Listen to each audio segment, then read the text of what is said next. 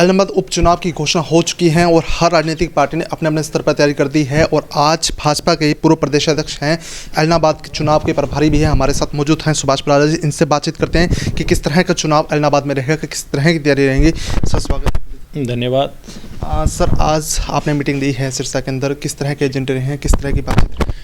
देखिए, हमारी आज ये चुनाव के घोषणा के बाद पहली यहाँ की बैठक है, तो आज के दिन तो यहाँ का कार्यकर्ताओं से बातचीत करना, यहाँ का जो राजनीतिक वातावरण है उसके आधार पे फीडबैक लेना और भविष्य में किस प्रकार से आगे बढ़ना, इस बात की चर्चा हमारे यहाँ पर आज हुई है। सर उपचुनाव किस एजेंडे पर लड़ा जाएगा? देखिए, उपचुनाव जो लड़ा जाएगा, हमारा भारतीय जनता पार्टी और जननायक जनता पार्टी का जो गठबंधन है, हमारी जो सरकार, पहले भारतीय जनता पार्टी की 5 साल सरकार हरियाणा प्रदेश के अंदर अकेली चली, अब गठबंधन की जो सरकार है उसकी जो हमारी उपलब्धियां हैं, इन उपलब्धियों के आधार पे हम लोग चुनाव के अंदर जाएंगे। तो सर कैंडिडेट कब तक घोषित हो जाएगा?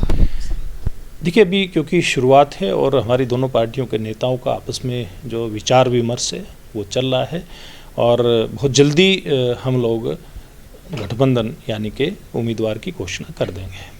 तो सर कहीं ना कहीं किसानों का भी विरोध है, तो किस तरह वो मैनेज होगा?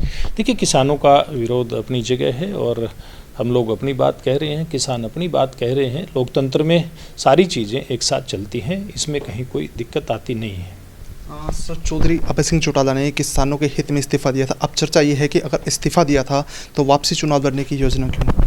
देखिए, ये तो अभय सिंह चौटाला बताएंगे, लेकिन एक बात ये सोचने की है कि जब आपने इस किसान बिल के आने के बाद अपना रिजाइन दिया, तो आज अगर चुनाव होता है तो वो किस बात को लेकर के चुनाव के अंदर आएंगे, किस मुद्दे को लेकर के चुनाव के अंदर आएंगे, ये तो उनको जनता को बताना चाहिए, जनता के सामने स्पष्ट करना चाहिए। तो सर किस तरह से आगे आप कैंडिडेट जो है कब तक डिक्लेयर हो जाएगा? देखिए, अभी कल हमारी चुनाव समिति की बैठक भी है और बहुत जल्दी गठबंधन अपना उम्मीदवार घोषित कर देगा। सर भारतीय जनता पार्टी और जननायक जनता पार्टी का जब संयुक्त कैंडिडेट बता रहे हैं जो भी होगा, तो उसका मुख्य मुकाबला आप किसके साथ मानेंगे? देखिए, मैं एक बात कह सकता हूं कि हमारी सरकार की जो परफॉर्मेंस है और ख़ास करके ये खेती आधारित क्षेत्र है ऐलनाबाद, मोटे तौर पे किसान बड़ी संख्या में यहाँ पर रहते हैं और किसान के हित के लिए हमारी सरकार ने जो काम किया है वो पूर्व में किसी भी सरकार ने उतना काम नहीं किया।